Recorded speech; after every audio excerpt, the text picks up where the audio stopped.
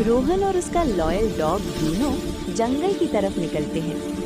थोड़ी देर बाद एक छोटा सा रिवर उनके सामने आ जाता है।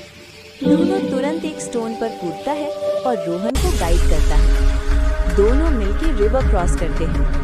थोड़ा आगे एक बंदर उन्हें छुपी ट्रेजर बॉक्स दिखाता है। रोहन खुशी से ट्रेजर खोलता है और ब्रूनो जंप करके सेलिब्रेट करता है। सनसेट में दोनों घर वापस लौट रहे होते हैं। रोहन कहता है, ब्रूनो, हम सच में जंगल के हीरोज हैं। ब्रूनो टेल हिलाता है और दोनों मुस्कुराते हैं।